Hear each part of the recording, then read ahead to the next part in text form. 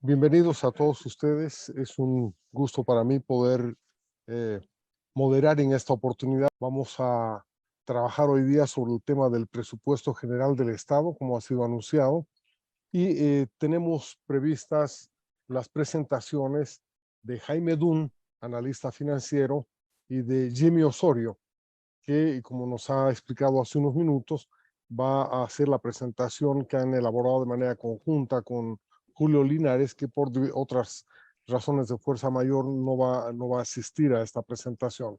Les agradezco mucho a Jaime y a Jimmy y les voy a pedir entonces a Jaime y a Jimmy que den vueltas y piensen sobre este tema mientras abrimos el micrófono a otras intervenciones. Aquí Jack Trigo nos ha pedido la palabra. En adelante, Jack. Bueno, primero felicitar a los dos expositores por la excelente presentación. Y algo que yo quería recalcar y que no se ha mencionado es el impacto de estos dos desequilibrios. Se ha hablado de desequilibrios externos, se ha hablado del equilibrio interno, fundamentalmente el déficit fiscal. Y lo que yo quisiera recalcar y puntualizar es el impacto de esto en algo que es muy importante, que son las reservas internacionales. O sea, las reservas internacionales en Bolivia han caído de 15.000 millones de dólares el 2004 a un monto en este momento, incluyendo oro y deje del orden, si no me equivoco, de los 2.000 millones de dólares y disponibilidades libres de 800 millones de dólares. Ese ha sido el impacto. Entonces, la pregunta es, ¿cuán sostenible es este modelo? Bueno, este modelo es sostenible en la medida en que las reservas internacionales puedan seguir absorbiendo estos déficits. Y obviamente el otro tema que llama mucho la atención, o sea, el otro tema que a mí me llama la atención es ¿por qué estos desequilibrios externos y este desequilibrio externo no se ha reflejado en el tipo de cambio en la calle, ¿no? Es impresionante, pero cuando uno va a la calle y pregunta cuánto está el tipo de cambio, está en 6.96, 6.98. Entonces son las dos preguntas que para los expositores. Gracias, Jack. No sé si alguno de ustedes quiere comentar el tema, porque claro, los dos saben muy bien, Jaime y Jimmy, que parte del diseño presupuestario se basa en un tipo de cambio fijo, ¿no? Jimmy ha recordado que es muy sensible social y políticamente modificar el tipo de cambio, pero no sé si es que una modificación abrupta y externa a la voluntad política del gobierno podría generar un shock sobre este presupuesto general del Estado, que es de por sí desequilibrado, porque ustedes han destacado mucho el déficit en comparación al PIB, pero como Jaime dice, el PIB es una medición muy imperfecta de la economía, es mucho más lógico entonces hablar de el déficit presupuestario en relación a los ingresos presupuestarios. Y ahí tenemos un déficit que casi llega al 50% de los ingresos, ¿no? El 30 y pico, 33% del gasto no tiene financiamiento directo y va a esperar de préstamos, deudas externas e internas, etcétera, ¿no? Entonces, ¿cuál es el impacto que va a tener o hasta cuándo puede sostenerse ese tipo de cambio inflexible? Les doy muy rápidamente la palabra a uno de ustedes que quiera tratar este tema y luego nos vamos a ir a dos Armandos que han levantado la mano, Armando Álvarez y Armando Osorio. No sé, Jaime o Jimmy, si alguno de ustedes quiere hablar sobre adelante, Jaime. Sí, de acuerdo, gracias por las preguntas. Y ahora voy a tratar de responder a grandes rasgos todas las cosas que se han comentado. Definitivamente el modelo es fundamental en este gobierno y lo va a seguir siendo. Es algo casi dogmático. O sea, nada puede atentar contra el modelo. Los que se estaban oponiendo a la aprobación del presupuesto, la primera acusación que se les hizo justamente fue que se estaban oponiendo al modelo económico, ¿no es cierto? Es así como funciona. Y es un gobierno, yo digo, pibista, ¿no? ¿Qué es pibista? O sea, si existe esa palabra, yo digo, pibistas son unos cuantos pibes que se sienten a ver cómo hacer crecer el PIB, ¿no? y lo hacen vía gasto, lo hacen vía consumo, no lo hacen vía inversión porque ideológicamente no puede haber la inversión privada, ¿no es cierto? No es parte del modelo. Y las exportaciones tampoco, porque las exportaciones las estamos prohibiendo y esa es una actividad que viene especialmente muy orientada, digamos, a la región de Santa Cruz. Entonces, todo se va a concentrar en hacer crecer como sea posible la economía. Ahora, ojo, crecimiento no es lo mismo que desarrollo, ese es el gran tema, ¿no? O sea, un crecimiento del PIB no significa desarrollo económico per se. Esa es la gran falencia que digo que hay detrás de esto. ¿Cuáles son las prioridades?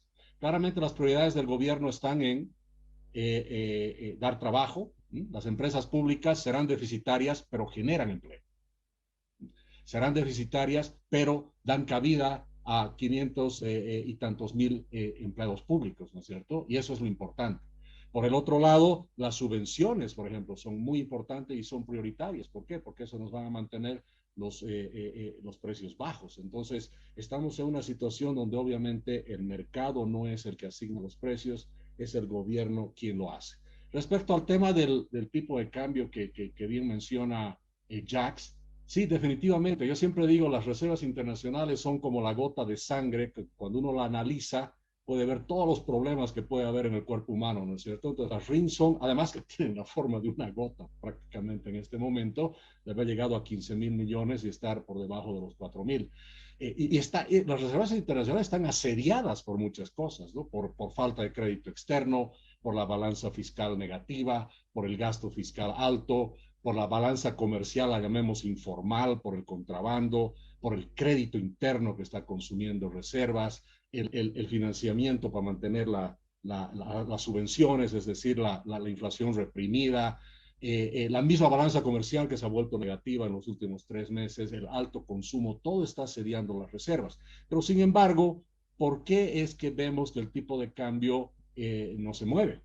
Bueno, en primer lugar, es que tenemos una economía, acordemos de que la economía en realidad es 80% informal, ¿no? Entonces, los números que vemos, de alguna manera, es solo el 20% o el 25% de la realidad. Una cosa son las reservas internacionales y otra cosa son las reservas que están fuera del sistema, del circuito del sistema formal, digamos, ¿no? Se calcula que hay 5.000, 6.000 millones de dólares ahí. ¿Y quiénes proveen y generan esos dólares? La exportación ilegal de oro, la exportación ilegal de minerales, combustibles, el mismo narcotráfico, se estima unos 1.500 a 2.000 millones, las remesas que entran al país sin registrarse, que son un monto importante, las exportaciones informales que hacen la agricultura, etcétera, etcétera. Entonces, hay una reserva importante, digamos, llamémoslo no en el Banco Central, pero en el colchón Banco Central lo llamemos, ¿no? que es esta economía paralela. Y eso de alguna manera nos está ayudando pues a mantener el tipo de cambio fijo. Ahora, sin embargo, tampoco hay que estar muy tranquilos con eso, ¿no? Porque creo que no hay un estudio o nadie lo ha hecho de qué tan rápido esos dólares fuera del sistema formal se incorporan al formal y si faltan reservas, ¿cuál es el vaso comunicante, digamos, que va a hacer que los dólares del sector informal se transformen y se vayan al sector formal? No lo sé, no sé qué tan fácil o flexible es eso, pero por ahora podemos decir que hay, digamos, de alguna manera, una reserva de dólares informales que está apoyando la economía. Gracias, Jaime. Efectivamente, hace unos días yo le pedí a un colega que me ayude a elaborar una fórmula para calcular cuánto habría en el colchón bank de reservas. Me dijo, mira, es muy difícil porque ese es el mercado más grande. En realidad, el del Banco Central es el mercado residual de divisas. Entonces, es un indicadorcito pequeño de qué es lo que está pasando en el resto, ¿no? Entonces, claro, ahí empecé a ver cómo están yendo los cultivos de coca, cuánto van las requisas, etcétera, y es muy difícil calcular, ¿no? Armando Álvarez se ha pedido la palabra, y luego están Armando Osorio, Joshua Bellot y Javier Rebollo. En ese orden, por favor. Adelante, Armando Álvarez. Gracias, Roberto. Gracias, Jaime y Jimmy, por la exposición. Bueno, en el tema del tipo de cambio, solamente para un comentario, Claramente el gobierno no puede tocar el tipo de cambio porque los depósitos en caja 2 de cuenta corriente, que se pueden retirar en cualquier momento y cambiarse a divisas, suman 15.000 millones de dólares y las reservas en divisas suman 800. Estamos hablando de más de 16 veces, la relación es más de 16 veces. ¿No? Y si uno ve un poco la concentración de depósitos, yo siempre hago un análisis de cuánto están concentrados los depósitos con depositantes que tienen depósitos por encima de $500,000. Tomo $500,000 por dos razones. Uno, porque entiendo que el que tiene más de $500,000 es una persona informada. Y segundo, porque el que tiene $500,000 o más no va a sacar su plata del banco a cambiarla a una casa de cambio, ¿no? Va a tratar de cambiar su plata en el banco, porque es mucho riesgo andar por la calle con 3,5 millones de bolivianos o más, ¿cierto? Y cuando uno ve ese análisis, ve que 2.300 cuentas en caja de ahorro y cuenta corriente, 2.300 cuentas son dueñas de 5.000 millones de dólares. Entonces, hay altísima concentración, estamos hablando, 5.000 millones de dólares son 6 veces las reservas en divisas. 6 veces. O sea que si el gobierno toca el tipo de cambio un centavo, ¿no es cierto? Lo más probable, por supuesto, es que algunos de ellos van a cambiar rápidamente sus bolivianos a dólares y no van a haber reservas para cubrir. Con lo cual, claramente el gobierno no puede tocar el tipo de cambio, ¿no? Las cifras son así de claras. Pero el tema que a mí me preocupa es un poco la veracidad de las cifras, ¿no? Yo creo que ya estamos empezando a dudar de la veracidad de las cifras que el gobierno está informando, ¿no? Cuando uno ve que el propio gobierno reconoce que a octubre o a noviembre, mejor dicho, se ha ejecutado el 40% de la inversión pública, lo cual además es dudoso, ¿no? Porque cuando uno ve el financiamiento que ha tenido el gobierno por parte del TGN a septiembre, no ha tenido ningún financiamiento por parte del TGN. Y de las AFP solamente se ha prestado 800 millones de dólares. Entonces, ¿de dónde ha ejecutado más de 2.000 y tantos millones de dólares? Y supongamos que ha ejecutado 2.000 y tantos millones de dólares, ¿cómo es posible que en el primer semestre hayamos crecido 4.14%? No, o sea, las cifras no cuadran directamente. Y eso lleva a que pareciera ser que hay un problema en el tema de la veracidad de las cifras. Y eso de alguna manera creo que responde a tu pregunta, Roberto, sobre el tema del ingreso. Es decir, aquí hay algunas cifras que pareciera ser manipuladas, lo cual lleva a pensar también que si las cifras de las reservas en el Banco Central también son ciertas. Pero un poco ahí va mi pregunta a Jaime, que es el que claramente ha mencionado que el tema de la inversión pública es el principal motor de la economía. Con estas cifras que da el gobierno, ¿tú crees que es posible que hayamos crecido el primer semestre un 4.14%? Gracias, Armando. El otro Armando, por favor, Armando Osorio. Mi pregunta está dirigida a Jaime Adún. Yo tengo la siguiente preocupación. Cuando hablamos de las fuentes de financiamiento del presupuesto, fundamentalmente estamos hablando de los ingresos que genera el Tesoro y el financiamiento, que proviene del tanto interno como externo. En el caso del financiamiento interno, en la parte que corresponde a las AFPs, prácticamente sabemos de dónde viene, son recursos que pueden medirse. Pero mi duda va al otro lado cuando hablamos del financiamiento que viene del Banco Central.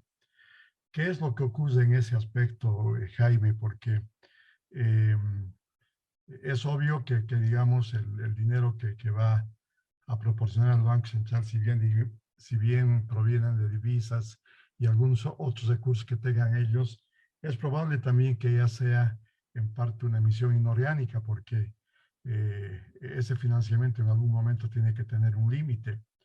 Y como vemos que en realidad, entre la relación ingresos y gastos que tiene el presupuesto, prácticamente hay, solamente hablando de los ingresos y los egresos operativos, por lo que explicaba Jaime, hay un déficit. O sea, básicamente los ingresos, inclusive de las empresas grandes, no llegan a cubrir los gastos de las mismas empresas. Eso supone que básicamente el presupuesto se estaría financiando con crédito interno.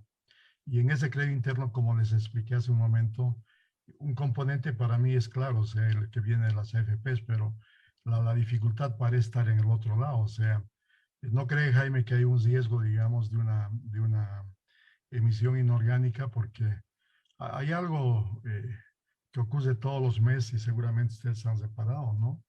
los primeros días que pagan al sector público, jubilados, etcétera, etcétera, las máquinas a las que uno acude para sacar dinero, pues generalmente siempre encuentra billetes nuevos. No hay, es algo muy, es algo ya que se ha hecho frecuente. Entonces, de pronto, se ha llegado ya al límite de poder generar dinero que realmente sea orgánico y se esté ya empezando a acuñar dinero que no responde a ese tipo de características. Esa es la pregunta que tengo para Jaime. Gracias. Gracias, Armando. Joshua Bellot, por favor. Sí, gracias. Muy buenas noches. Bueno, obviamente primero felicitar a los expositores. Ha sido realmente una exposición muy completa. Nos da un panorama de lo que está ocurriendo con el presupuesto. Tengo una acotación y dos preguntas, aunque se me han adelantado un poco a una de las preguntas. Hablando primero de las disparidades, a mí me preocupaba o me preocupa mucho las disparidades regionales, ¿no? Yo estaba revisando unos datos de lo que se les asigna a las gobernaciones entre 2012 y 2021 y resulta que Tarija ha recibido 24.000 millones, 24.600, 700 millones de bolivianos, ¿no? Oruro recibió 1.600.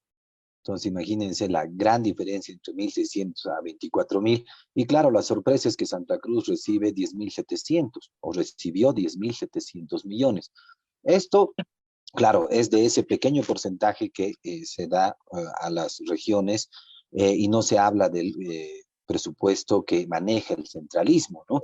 En realidad creo que eso sería muy interesante tener unos datos para ver a qué regiones se ha dirigido esta plata de centralismo. Y un poco en la línea de la anterior intervención, precisamente preocupa, creo, estos déficits fiscales o este déficit fiscal de las empresas y del gobierno central, y parece realmente que no hay, pues, ingresos, ¿no?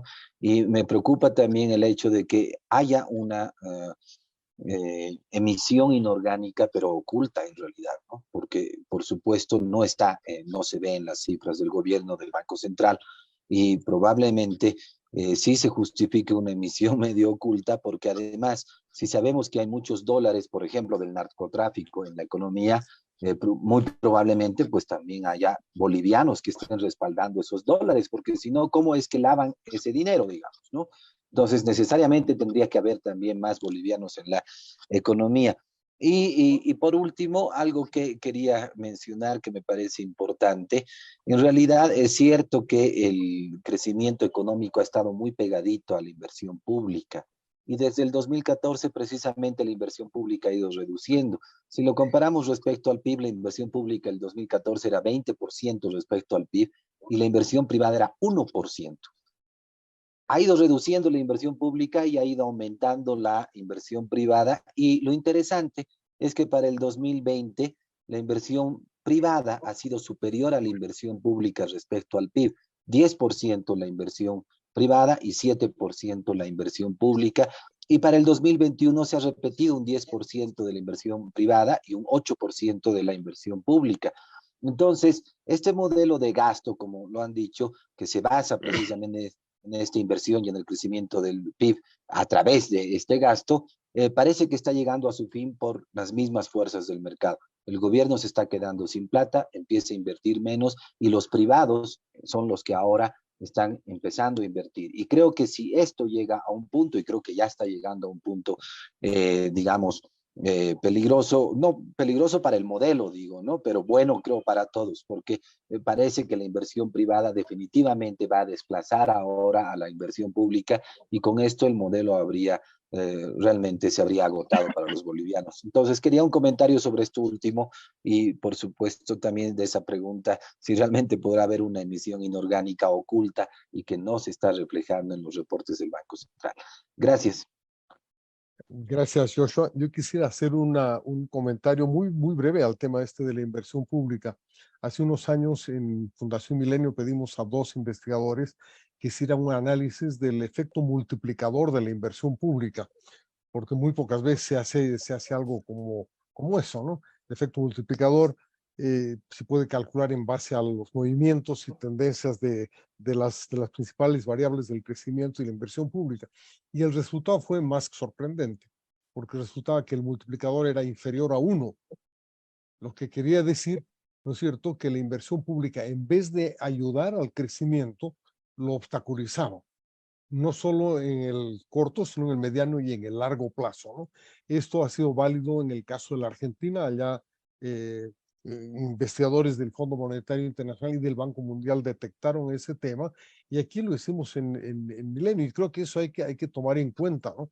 Porque claro, puede aparecer por el lado del consumo, por el lado del gasto, como que está alentando el crecimiento en el largo plazo, pero en los hechos, ¿no es cierto?, por la cantidad de dinero que sale por importaciones que finalmente resultan inútiles, ¿no es cierto?, el efecto de largo plazo sobre el crecimiento es negativo, ¿no?, con un multiplicador de la inversión inferior a 1.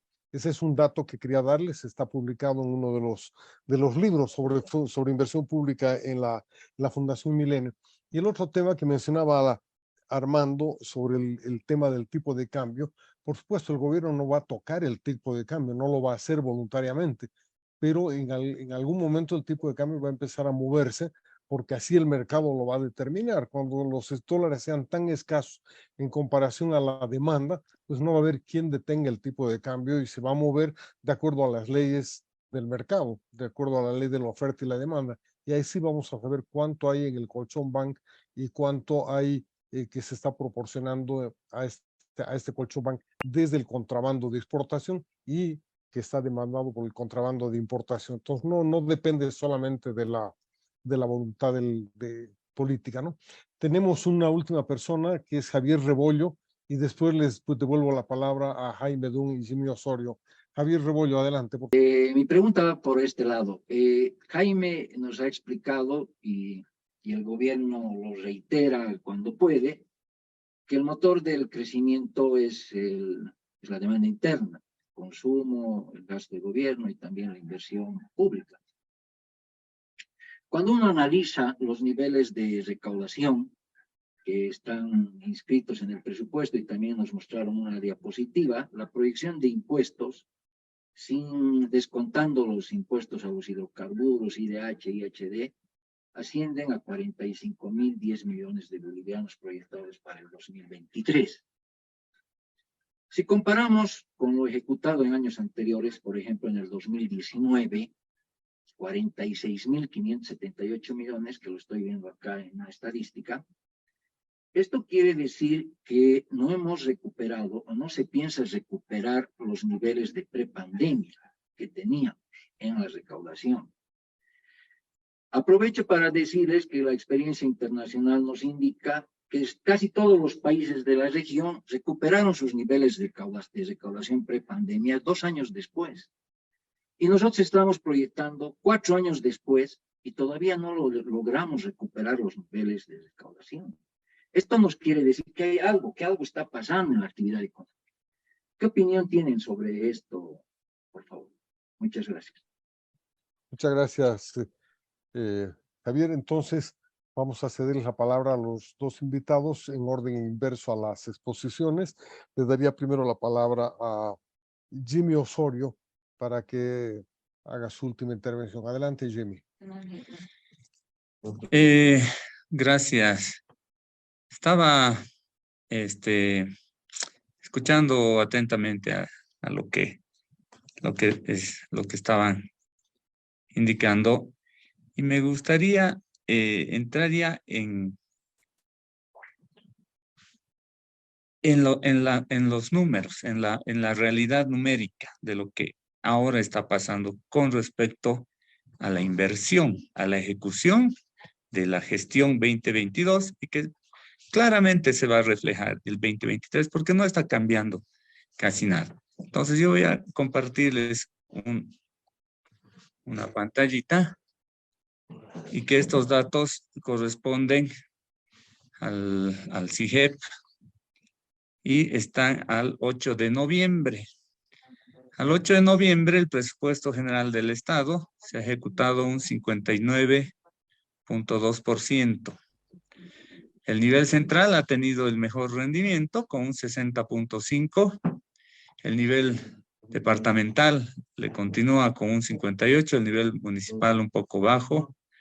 Y las universidades, siendo optimistas, del 8 de noviembre a 2 semanas que vamos a cerrar, pues vamos a terminar como el año pasado, alrededor del 70%. No, y como lo que manifestaban con relación a la ejecución de la inversión, es preocupante, porque al 8 de noviembre se había ejecutado el 31.8%, ¿no? El nivel central ha ejecutado el 31.3%, el nivel departamental ha tenido un mejor rendimiento con un 38.2%, y el nivel municipal. El presupuesto para inversión ha sido de 37.000 millones para esta gestión. Pero ¿por qué no se ejecuta, Roberto, estimado Roberto? ¿Por qué no se ejecuta este presupuesto? Porque es precisamente, responde a los principios que les manifestaba inicialmente, al principio de sostenibilidad, porque los ingresos ya no son sostenibles y se cargan a variables financieras. Entonces, si bien el presupuesto para inversión tiene que estar asegurado, en muchos casos no se los puede realizar porque corresponden a créditos, ¿ya? Y créditos que todavía no han sido ejecutados o no han sido desembolsados. Es así como está la realidad de la inversión pública al 8 de noviembre en Bolivia. Siendo optimistas del saldo por ejecutar de los 26.000 millones que falta por ejecutar desde el 8 de noviembre a 2 semanas que ya termina el cierre de gestión, pues yo creo que vamos a bordear el 50%. Es decir, que para el 2023 también vamos a tener una similar situación. Les muestro un par de cuadritos más por si quieren ver a nivel, si se fijan acá, a nivel, no, prefiero entrar a este cuadro del órgano ejecutivo. Hay entidades como el Ministerio de Justicia, que ha ejecutado el 60%, pero aquí llama mucho la atención el Ministerio de Desarrollo Productivo y Economía Rural, que al 8 de noviembre había ejecutado tan solo el 8.5%. Y metalurgia, terrible el caso de metalurgia, que es el 0.5%. ¿Por qué? Porque tiene un presupuesto asignado de 2.981 millones para poner 2 plantas, una en Oruro y otra en Potosí, y no lo ha hecho. Y esto es inversión pública neta, que genera empleo, genera dinamismo económico en la región, y bueno, y no se ha podido ejecutar. A 2 semanas de que termine la gestión, todo se ha ido en el pago de sueldos y salarios. Y hay empresas, y aquí les muestro, hay empresas que preocupan, como la empresa Quipus, por ejemplo. Vamos a ver, la empresa Quipus con un 13% de ejecución, muy mal. La empresa Yacana, que ya no debería tener razón de ser. Y hay otras empresas, transporte aéreo militar, ¿no? Bueno, esa es la realidad que quería compartir con ustedes, estimado Roberto y estimados amigos. Muchas gracias, Jimmy. Yo diría que deberíamos no ponernos pesimistas con estos datos, sino felices, porque no están ejecutando y malgastando la plata, porque si no han hecho así es como estar lamentando que no hayan hecho 2 carachipampas en Potosí, en Oruro, el Ministerio de Minería y Metalurgia. La verdad es que yo creo que deberíamos cambiar nuestra manera de percibir el gasto público y no lamentarnos cuando falta la ejecución, sino más bien felicitarlos cuando ejecutan poco, ¿no? Porque eso le deja más espacio al verdadero productor y al verdadero empresario, y no despilfarramos nuestros recursos como lo hemos hecho en estos últimos años.